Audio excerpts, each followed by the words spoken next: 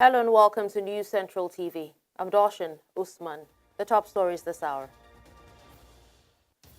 Federal High Court tells former JAMB Registrar Dibu Ojerinde he has a case to answer in 5.2 billion naira fraud allegation. Federal government's $5 billion crude-for-loan deal with Saudi Arabia oil company Aramco stalls. Away from Nigeria, Kenyans groan in the face of high cost of living and rising unemployment. Details shortly.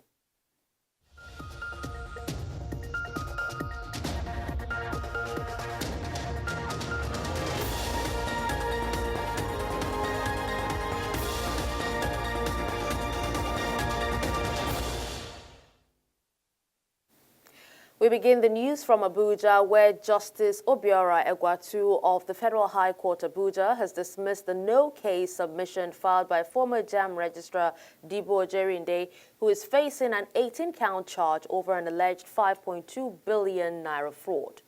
The Independent Corrupt Practices and Other Related Offences Commission, ICPC, accused Ojerinde of abusing his office and diverting public funds while heading JAMB and NECO.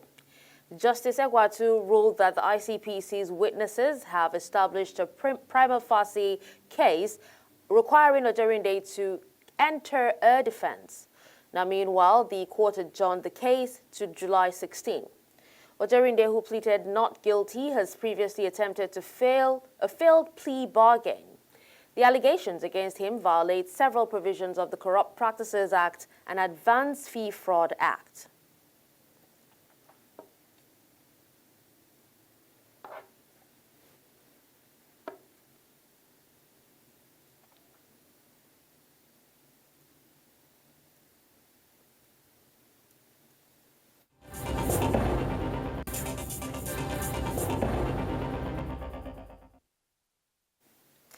It's Wednesday, which means it's time for Prime Minister's Questions, the weekly political showdown in the UK's House of Commons.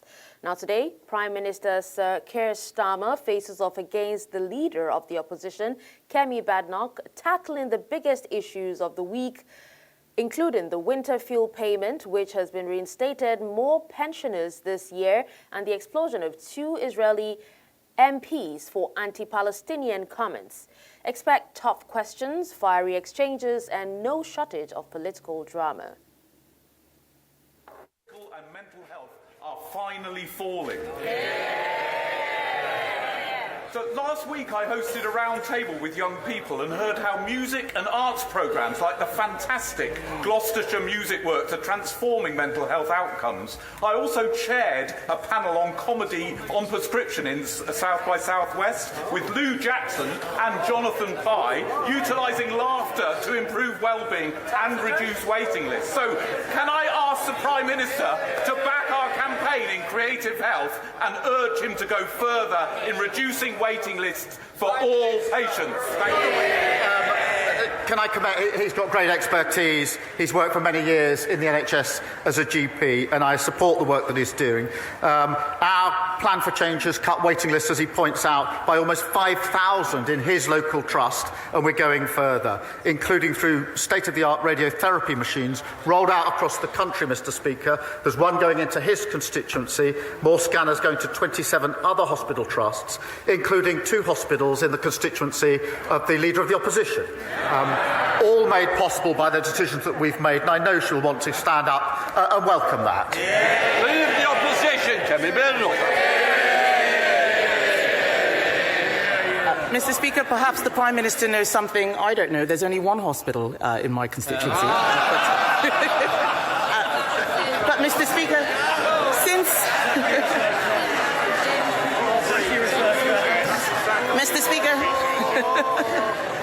since Labour took office, Mr. Speaker, inflation has nearly doubled, growth has halved, and unemployment has surged. Is this what the Prime Minister meant when he tweeted that the economy is improving? Minister. Mr. Speaker, since the general election, 500,000 more people are in work. And I know she doesn't mention that. She's fixated on talking Britain down. We're investing in the future. Mr. Speaker, even in the last 2 weeks, the Strategic Defence Review, 30,000 new jobs building submarines.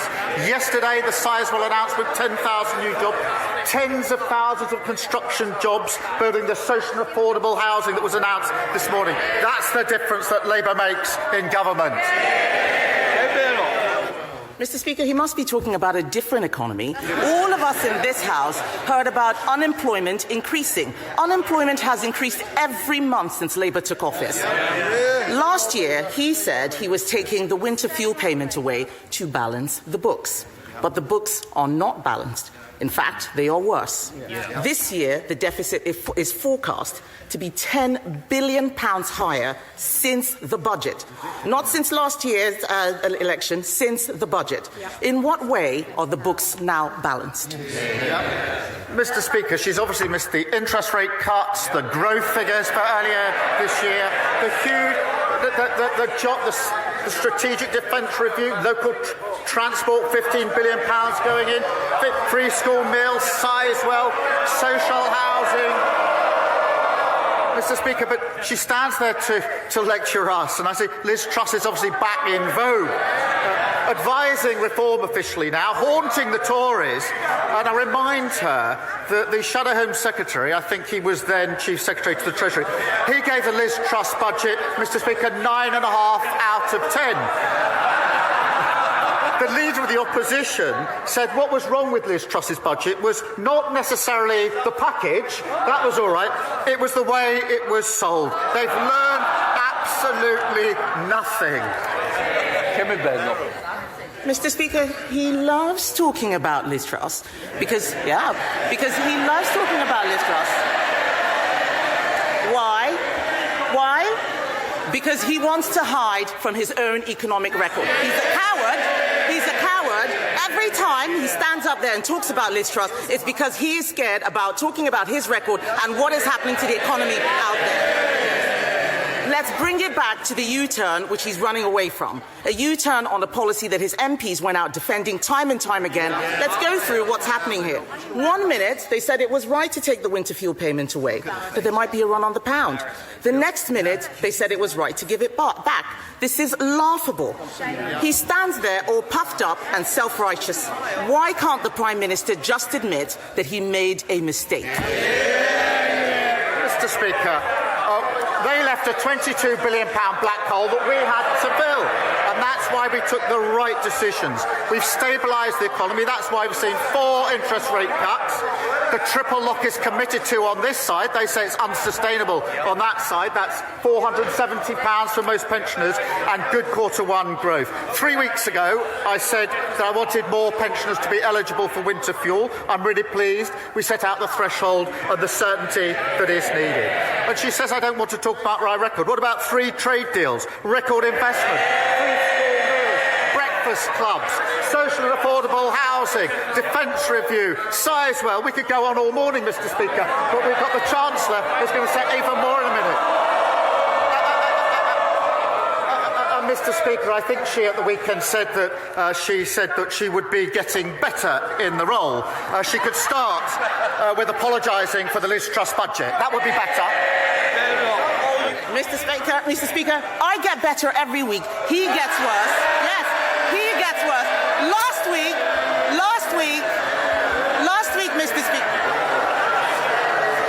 If you think that is a good look, it is a very bad look. And think twice before you try to shout somebody down in that way. Mr. Speaker, last week he had to get his lines from the Russian embassy. I think we all know that he is getting worse, and what he does not want to talk about is how he is going to make the economy better. That is what the people out there want to hear, and he's got no answers. His trade deals have unravelled. The strategic fact is, he doesn't know how to balance the books. The Chancellor says the winter fuel payment U-turn won't be funded through higher borrowing.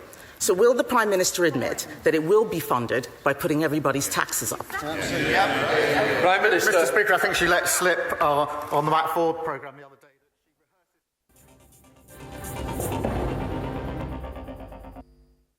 Well, we will join our international correspondent, Afia Hagen, later during our international news segment for more on this.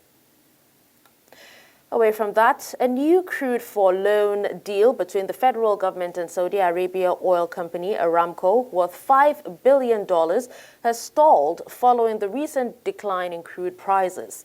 Now, the deal, according to reports, hit a brick wall after fresh market indices sparked concern among banks that were expected to back the deal.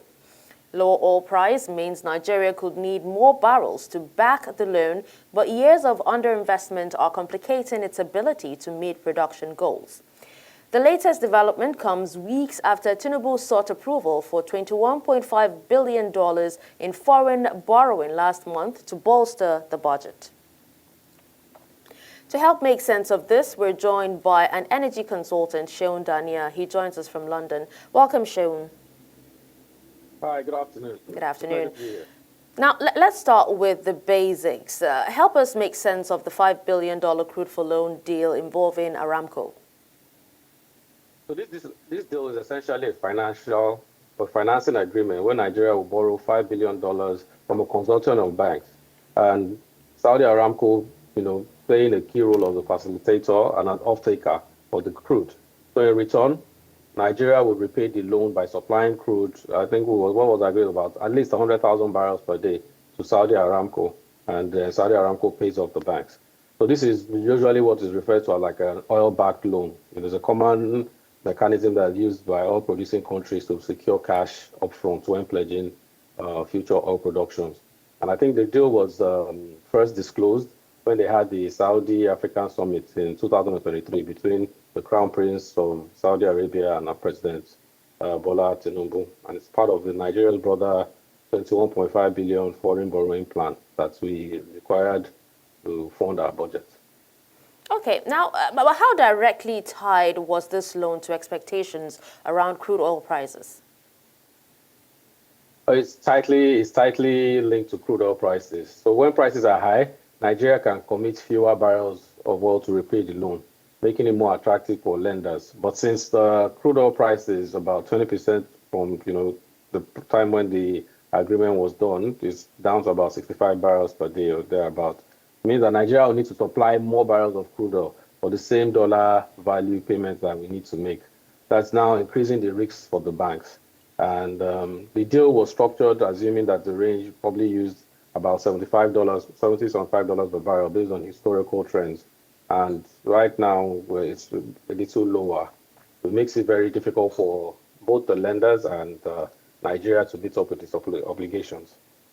All right. Now, Sheun, this deal was stalled partly because there are misgivings that Nigeria may not meet its obligations, in terms of daily production output, as lowering oil price would mean more crude. How much damage could underinvestment in infrastructure be doing to the country? I mean, it's something everyone has been singing since. Nigeria needs to invest in infrastructure. It needs to invest in a lot of security because we are largely an oil-dependent country. And so right now, Nigeria is struggling to even maintain 1.5 million barrels per day. Very fall short of our budgeted 2 million barrels per day. And because of this decay in infrastructure, pipeline sabotage and all of these things. So it's pretty much like trying to take a mortgage. Trying to mortgage a property that you don't have access to. So basically, we are trying to trade futures of oil that we are not even producing, and that's like a red flag for most lenders. All right. Well, thank you so much, Sheun, for your time and for speaking on this. Well, let's go back and reconnect with our international correspondent, Afia Hagen, to speak on or give us an update on the Prime Minister's questions. Afia, thank you for joining. Please go ahead and tell us what today's... All right, well, just before we go back to Afia, let's take a look at what's happening in the session. Speaker, the last Conservative government left our health service on its knees. We've heard reports that the NHS will get extra funding in the spending review. If it does, we will support that. But does the Prime Minister agree that no amount of money for the NHS will solve its crisis unless we also invest to fix care? So without preempting the Chancellor's statement, will the Prime Minister reassure me that both social care and family carers will get the priority they deserve in the spending review? Can I agree with him that the health crisis created by the previous government cannot be solved? They groan. That is exactly how the country feels about the last 14 years and the mess they made of everything. Yes, we do need to fix social care alongside the money that we're putting into the NHS. We're putting record amounts into the NHS. That's the right thing to do, and we're seeing the results. We promised 2 million extra appointments in the first year, of the Labour government. We've delivered 3 million, so there will be that extra funding. I would gently say to him, whilst he welcomes all the extra funding, he can't also at the same time simply say he's against any way of raising the money for the funding. There's an incompatibility there. Sir Ed Davey. Mr. Speaker, the Prime Minister knows you've got a fairer and better way of funding NHS investment, and I regret the fact that he didn't answer my question on care. But, Mr. Speaker, moving on, the Prime Minister is right to increase defence spending, and later we'll hear the difficult choices the Chancellor has had to make, partly to fund that defence expenditure. But there are £25 billion of frozen Russian assets in the UK right now, billions that could be used to stop Putin's war machine and to boost Britain's defence industry even faster. So at the G7 this weekend, will the Prime Minister try to seek an agreement to seize those frozen Russian state assets and use them to support Ukraine? Well, as he knows, that is an issue that's being considered, but it is complicated, and there are a lot of countervailing factors that need to be carefully balanced in a decision that can be made. We are talking to allies about it, but I don't want to pretend to the House that there's an easy answer on this, because there isn't. Thank you, Mr. Speaker. More jobs, cheaper bills. That was our promise on net zero.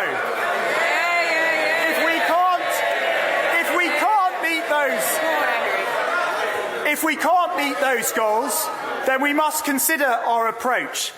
In Pembrokeshire, we have a proud industrial history rooted in oil and gas, and an incredibly exciting opportunity in floating offshore wind in the Celtic Sea. So can the Prime Minister assure me that he is committed to a just transition that protects and creates jobs?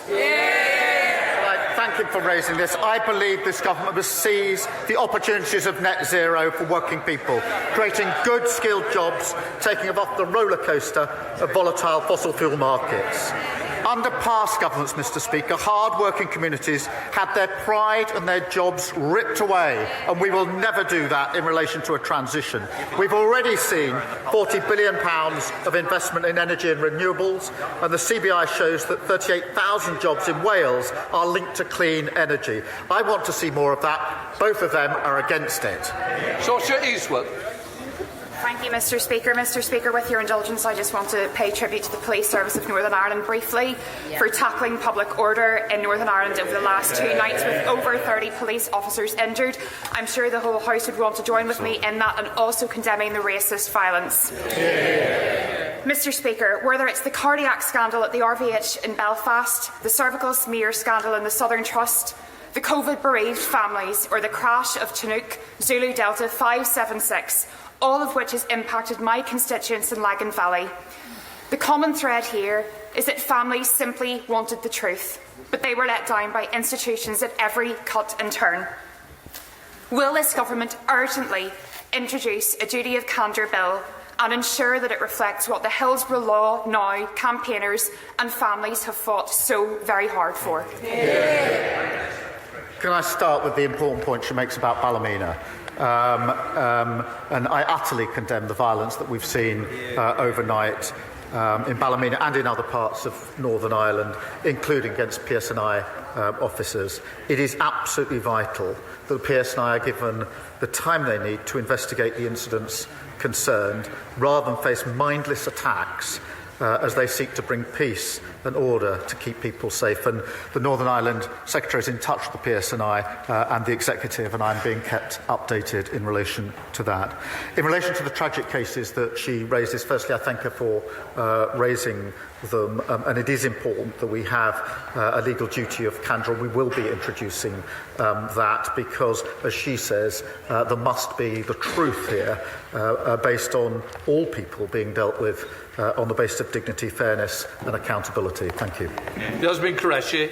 Thank you, Mr. Speaker. In the words of the former Israeli Prime Minister, what we are witnessing in Gaza is indiscriminate, limitless, cruel and criminal killing of civilians. More than 50,000 people have been killed. Children have been shot while queuing for bread. A growing number of genocide scholars, including leading Israeli academics, believe that a genocide is taking place. Under international law, we have a duty to prevent genocide. I served on the UN mission in Kosovo. We acted to stop mass killing there. What is the difference now? Will the Prime Minister please intervene immediately to alleviate human suffering and take steps to recognise the state of Palestine? Mr. Speaker, she'll have seen the statement we made yesterday and the actions that we're taking with allies. The humanitarian situation is dreadful and distressing, and scenes that we've witnessed outside aid distribution centres are frankly heartbreaking. More aid is needed at volume and speed into Gaza, and Israel's plan for aid delivery is inadequate and insufficient. What is needed is for the UN and other agencies to deliver that aid according to well-established mechanisms, and Israel must allow this. Mr. Speaker, we are working with allies to do all that we can to make this happen, as well, of course, to get the hostages out who've been held for a very long time and are desperately needed return to a ceasefire. Alex Easton. Thank you, Mr. Speaker. Prime Minister, there are significant concerns regarding the potential job losses at Spirit Aerosystems stemming from the deal with Airbus.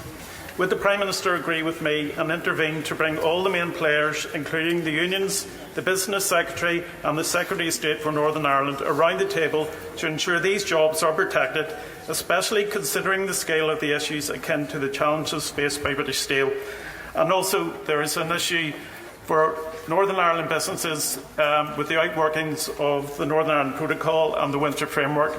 Can the Prime Minister give me reassurances that he's working to resolve all those issues? Well, I'm grateful to him for raising this important case of Spirit Aerosystems in Northern Ireland. I know how important it is for the workforce. I've visited them myself on more than one occasion.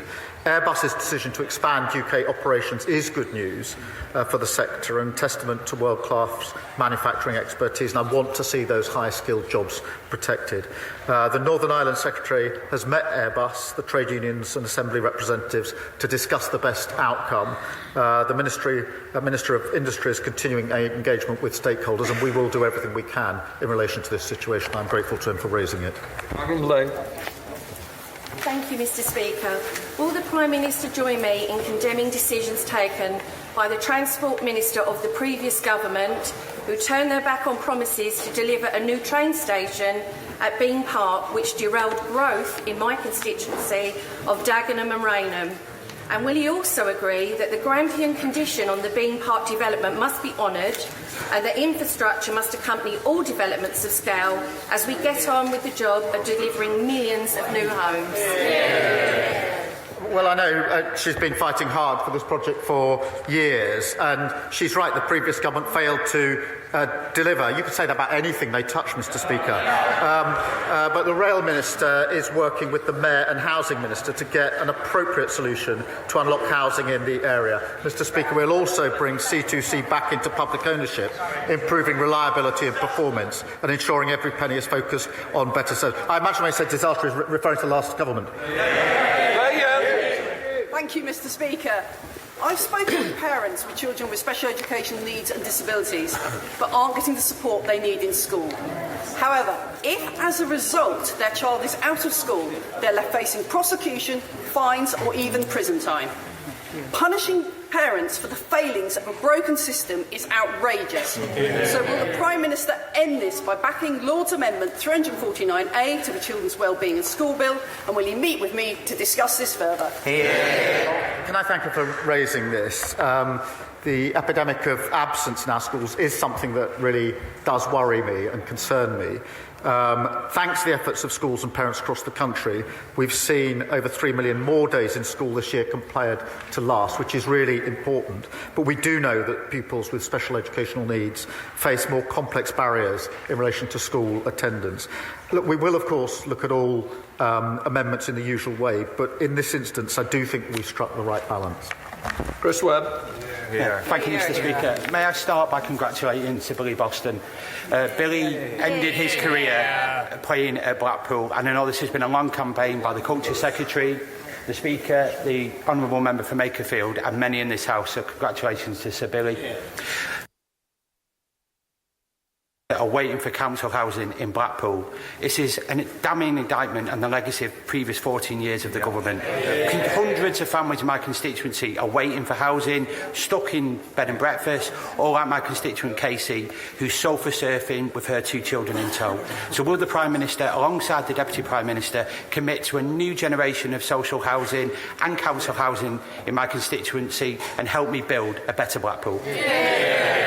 Well, can I join him on his comments about Billy Boston? And I think the whole House will, Mr. Speaker. Well, we now have our international correspondent, Afia Hagan, to give us a roundup of the Prime Minister's question. Afia, please go ahead. The Prime Minister's question today comes just ahead of the Chancellor Rachel Reev's spending review, which takes place this afternoon. Now, the only headlines we have from the spending review so far is those winter fuel payments, something that we have been talking about here in the UK for a long time. Now, initially, they were payments given to pensioners who earned less than 12k, and that was to help them pay for winter fuel at a time where fuel prices are up for many reasons, mainly because of the cost of living crisis. Now, that has been revised, so more pensioners will be entitled to those winter fuel payments. We're not sure what else is going to come in the spending review this afternoon, but Rachel Reeves certainly has a statement to make. Keir Starmer was asked about the winter fuel payments by Kemi Badenoch, the leader of the Conservatives, and he was very quick to say that the economy is on the up. We've had 4 interest rate cuts, and of course we've had trade deals with America and India that have been signed and should be delivered soon. And so Rachel Reeves will want to reflect that in the spending review this afternoon, that the economy is on the up and that perhaps things will get better. But we need to see what spending cuts or gains will be made in the spending review later on this afternoon. All right. Well, thank you so much, Afia, for that update.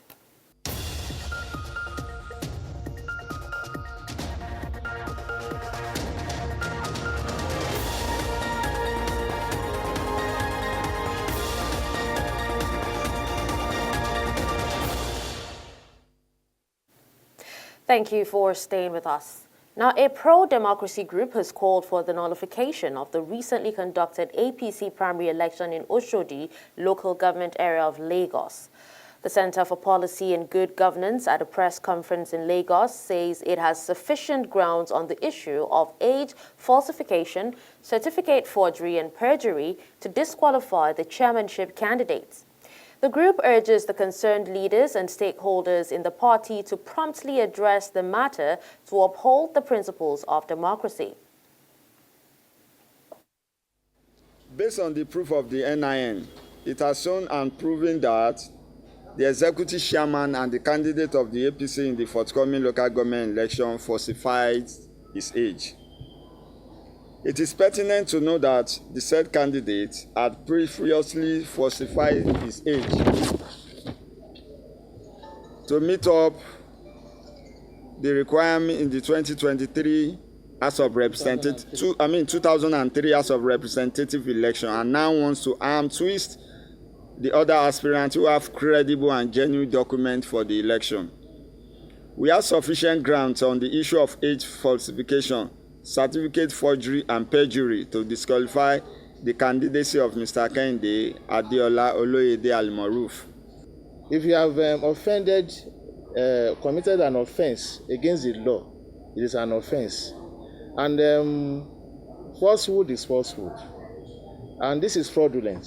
So we expect that the leaders of the party will do the right thing and face or direct the party in the right direction. We do not expect that someone that has falsified his age should be fielded as the sole candidate for Oshodi local government area. So that's why we are making this press conference.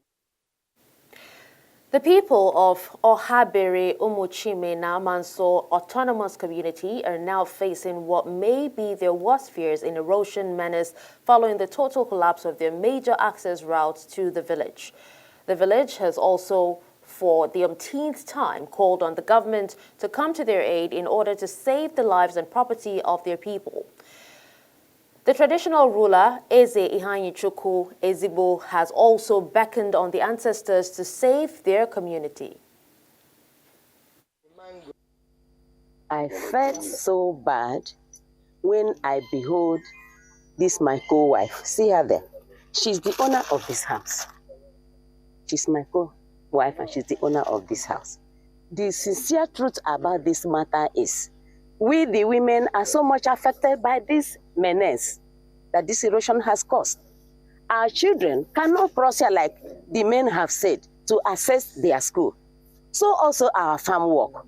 Please, my knees are on the ground, please.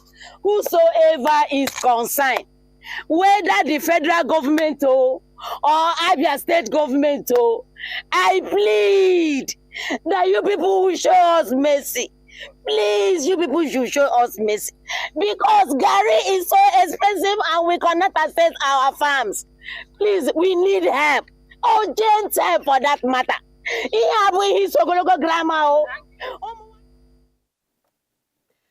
To security matters, 4 people, including 2 herders and 2 farmers, were reportedly ambushed and killed in Uwakishe community of Kakek district of Bassa local government area of Plateau State.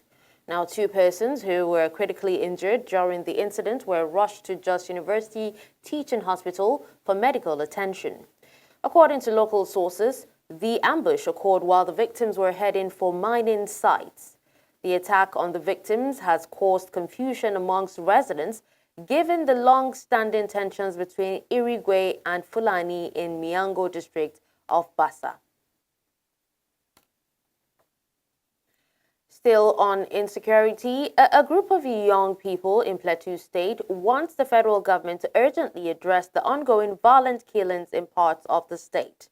Unknown gunmen have killed more than 1,000 since 2023, while at least 30,000 people have been displaced by the violence, according to Amnesty International.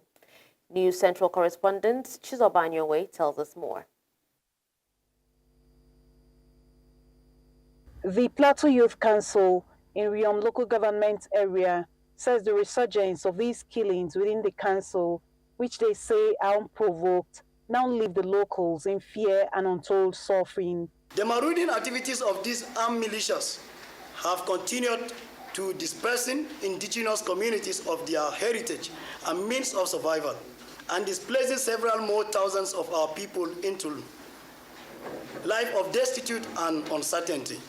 However, it should be noted that our patience, rooted in our belief in justice and rule of law, has been stretched to its absolute limit. While commending efforts of key state actors at containing the attacks, they urge them to be more responsive. While we acknowledge and appreciate the effort of security agencies and government at all levels, local, state, and federal, in curbing these attacks, it is imperative to state unequivocally that such effort, however commendable, cannot be seen as enough.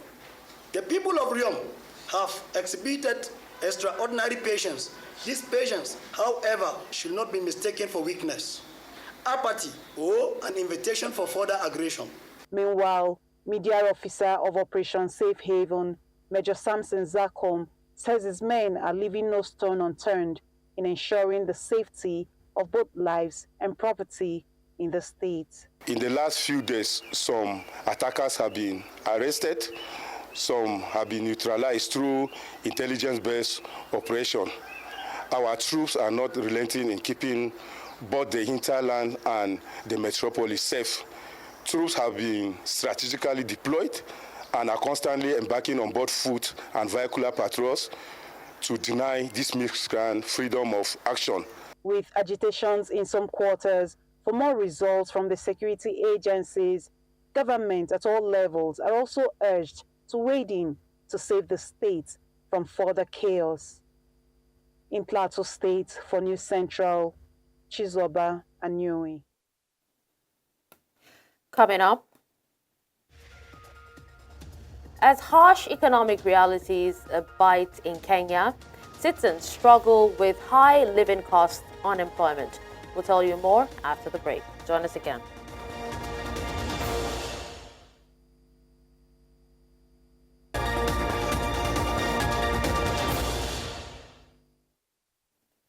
Welcome back and thank you for staying with us. And now we will try to connect with our correspondent, Chinwe Ugele, to speak to us on the erosion menace in the Ohabiri Umuchime Namanso Autonomous Community. Chinwe, if you can hear me, please go ahead and tell us more on this development.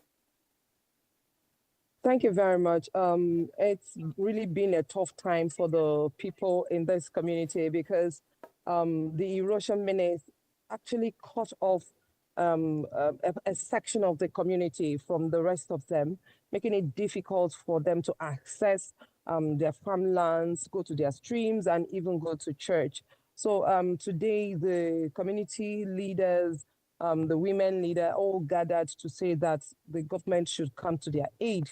They are no more interested in whose duty it is. Whoever can come to their aid should come and do something about it, because one of the houses of the community is right now being threatened. But the threat there is that the occupants of that very house have refused to move because they said they have nowhere else to go.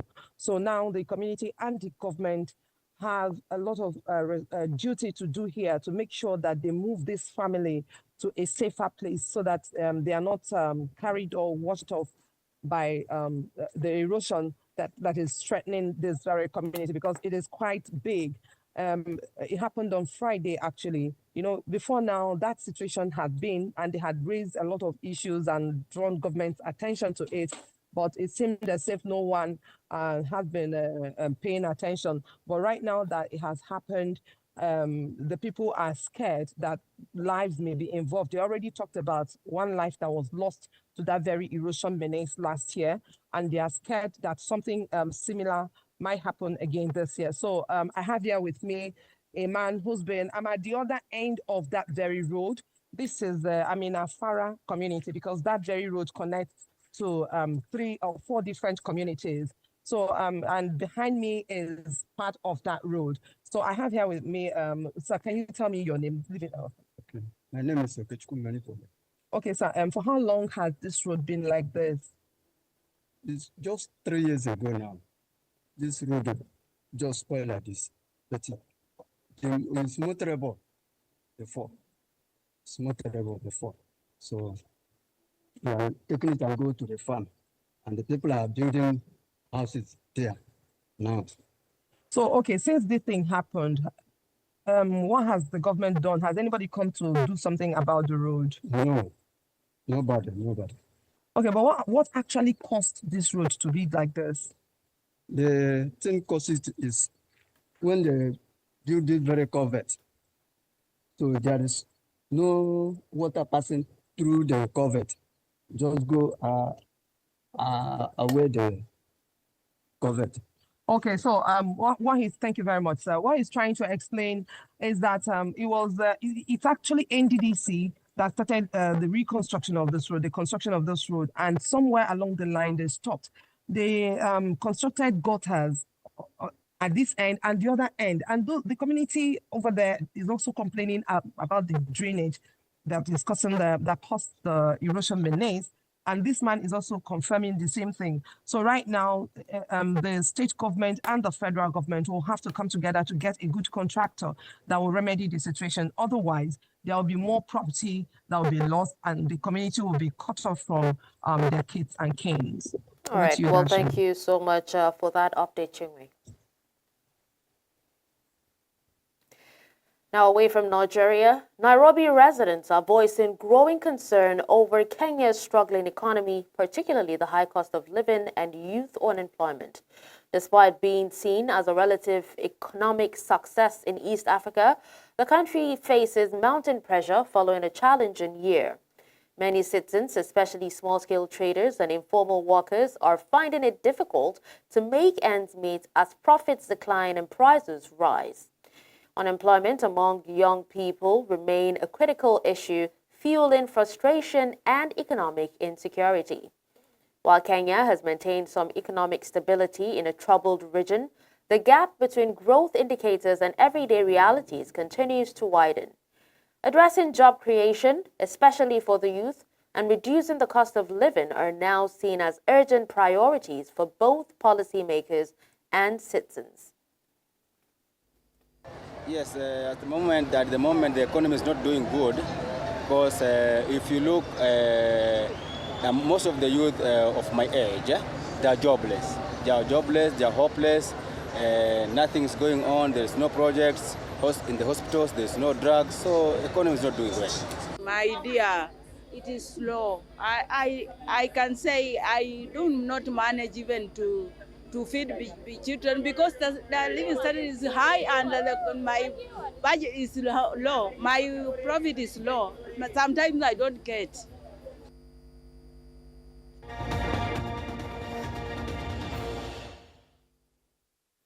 On World Wrap, Austria observed 3 days of mourning following a devastating school shooting in Graz.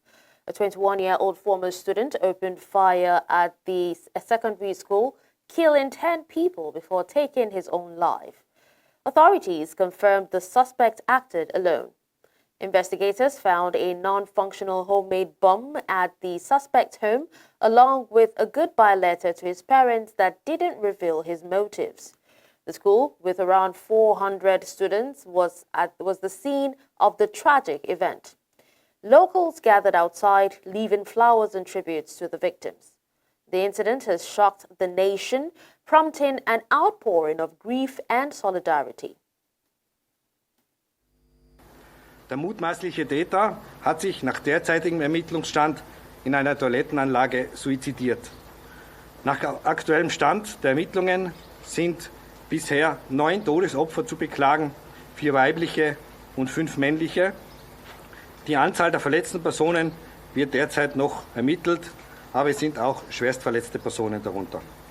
Beim mutmaßlichen Täter handelt es sich um einen 21-jährigen Österreicher aus dem Bezirk Graz-Umgebung.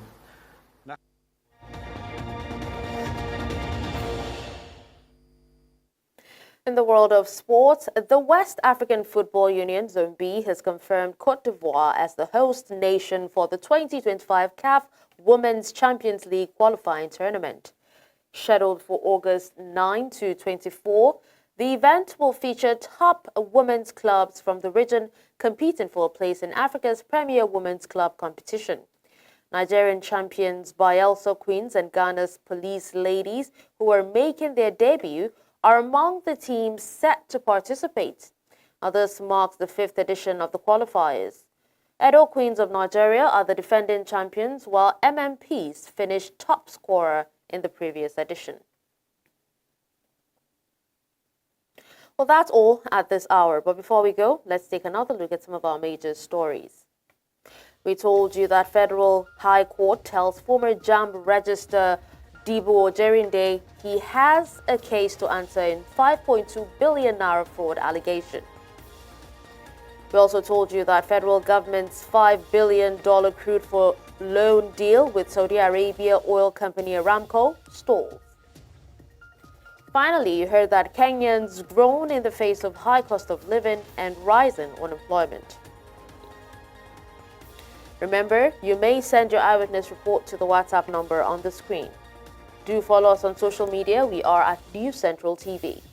You can watch News Central live on DSTV channel 422, GoTV channel 23, Star Times channel 274, Avo TV, and YouTube. Many thanks for watching. I'm Darshan Usman.